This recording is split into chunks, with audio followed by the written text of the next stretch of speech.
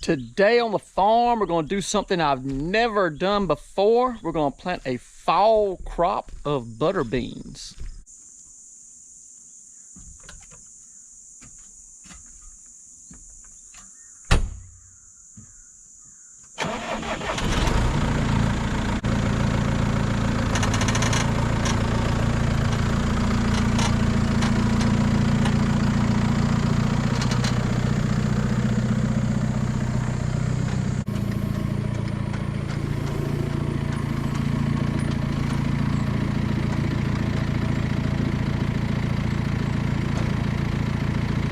Now that the planters are hooked up and at the shop, I gotta fully lubricate them, check all the bearings and chains, make sure everything's ready to roll before I start planting. And I gotta take the hoppers off. They have the corn bottoms on because the last thing I planted was sunflowers. I use the corn meters with the pickup fingers to plant sunflower seeds. I planted those sunflowers 3 or 4 weeks ago, so I gotta get the corn meters off, make sure they're fully cleaned out before they go into storage. And I gotta put these bean cups on.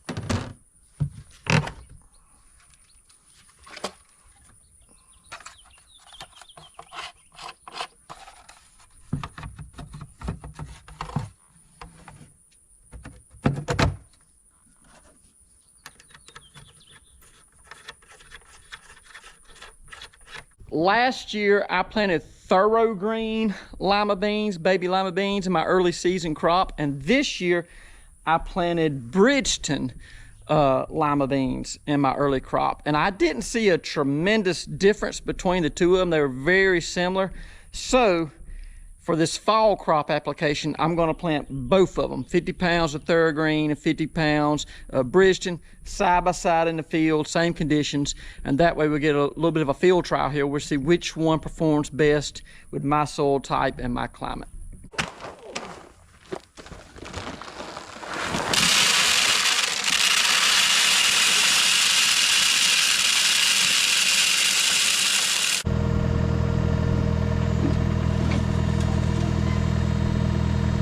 I've traveled a short distance now. I'm gonna stop and check my seeds, see if I'm putting them in good moisture or not. That's super duper important. This time of year, this is the last week of July. This time of year, I typically don't have moisture. We don't get a lot of rain this time of year. So it's crucially important that when we do have moisture, I get the seed in it, because if I'm right above that moisture or just barely in that moisture, it may, you know, this time of year it could be 3 to 4 weeks before I get a rain. So I want to make sure I put it in moisture just in case we don't get any rain for a while. I am using Green Star guidance with these 50-year-old planters. That's something I find super cool. I love these old 7000s. They are very reliable. You do have several wear parts you have to keep an eye on, but these planters have been running for 50 years. And they're still putting crops in the ground. Super awesome, great planters.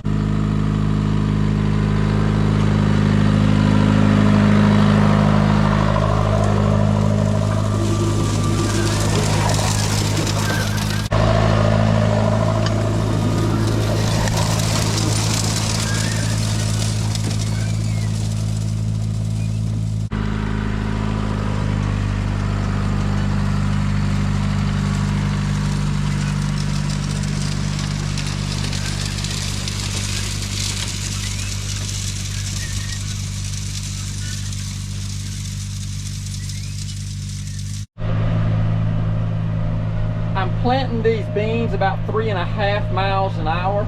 They are in the spot where the peas were at. We've already harvested all the early crop peas, and so when the machine picked those peas, it knocked the leaves and the pods off. and the leaf litter was here on the ground, and then those plants actually put on more leaves, and some of them bloomed a little bit, and come in here and incorporated all that into the soil. So it adds a great deal of N value, a lot of nitrogen to the soil. And so we should have a little bit of fertilizer here, but I do have some triple 10 in my fertilizer hoppers that we are putting out right beside the row. So we should have all the nutrition we need for these butter beans if we can get those August rains, which are a rarity in this part of the world.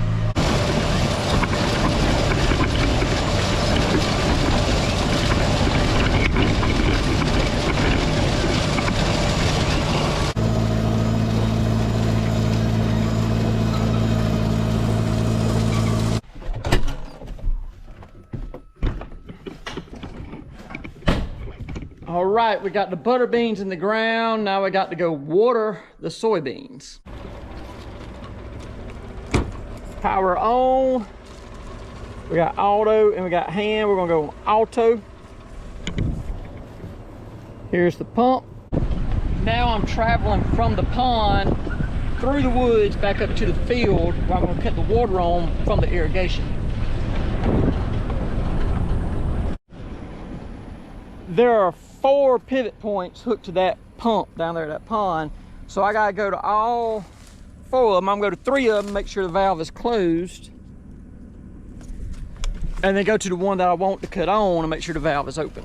I just cut the valve off on this one, but the pivot, the system's actually out there in the middle of the field. We caught a big rain last Thursday and Friday while it was watering. So I'm gonna go ahead and get it dry walking. We call it dry walking when we walk it to the edge of the field without having water in the system. So we're gonna go ahead and dry walk this system back to the end, so when it starts watering after, it's gonna be the second one I water. When it gets time to water it, it'll be sitting on the edge of the field and it can start where it's supposed to start, instead of starting out there in the middle. Now I know you just heard me say that we got a big rain out here last Thursday and Friday, and today is Wednesday.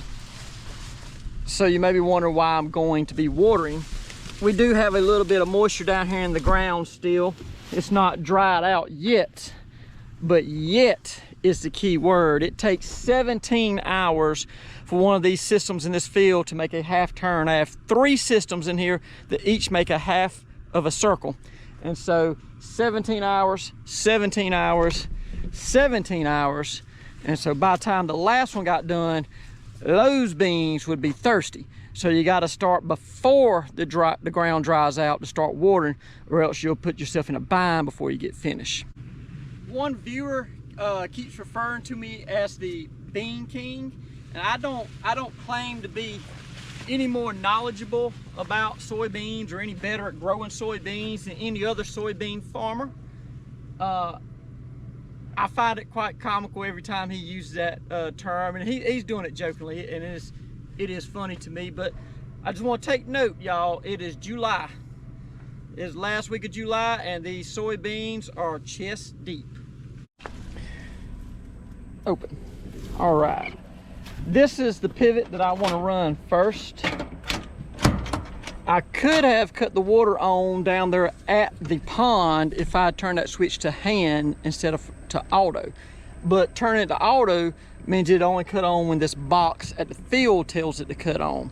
And the reason I did that is because if this system gets finished during the middle of the night at 3 a.m. or 4 a.m., something like that, when it gets to that stop down there that triggers it to cut off, the wire under the ground here that follows the pipe back to the pond will go in that box and tell the box, hey, cut the water off. If you start it on hand, the water will stay on until you go back to the pond. So if this system gets a flat tire on it and gets out of line, it'll stop walking so it won't flip itself over. And when it stops walking, it'll send a signal down, hey, cut the water off. Otherwise, it would sit there and water all night where it's sitting there stopped at with a flat tire, and when you come out here to change flat tire, you'll be knee deep in mud. So a couple reasons there why we started from the field instead of from the actual pond.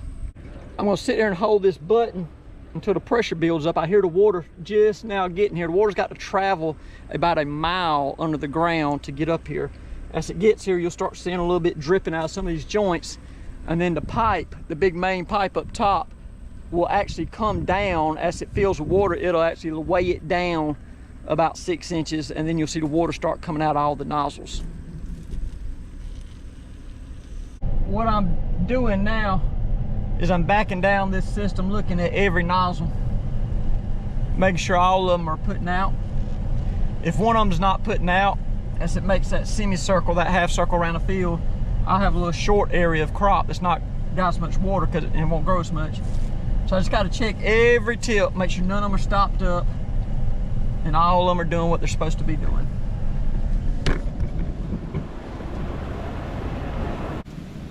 If you do have a stopped up tip, the best way to unstop it actually is to take that tip off while the water is pumping.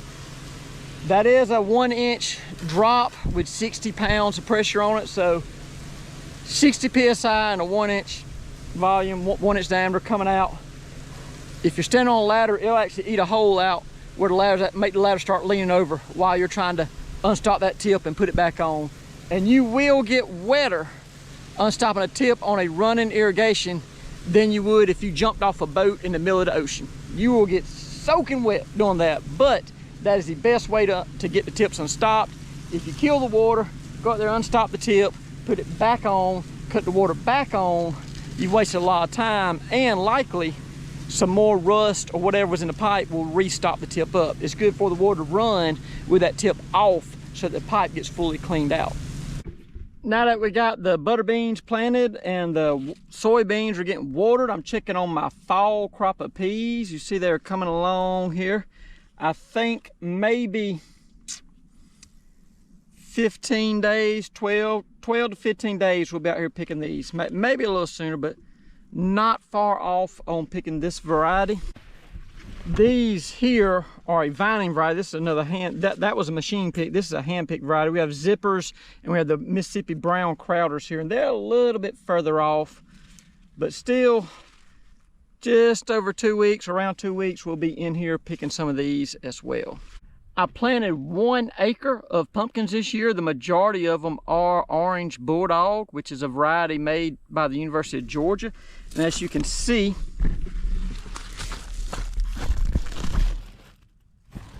they are starting to fruit. We have some blooms still in there, little fruits. So the pumpkins are coming along nice, and this is dry land pumpkins, 1 acre of dry land pumpkins. I don't recommend that. It just, the Lord blessed me with the right weather this year, and I don't know, pumpkins look pretty good.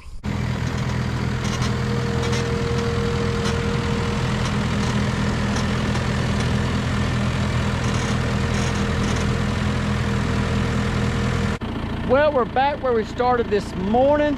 I got to hook back to the sprayer and start back spraying peanuts, because as y'all know, if you know a peanut farmer, all we do is spray peanuts all summer long. So it's time for me to hook back up and get back rolling. But I thank all of you for watching, and I hope to see you next time.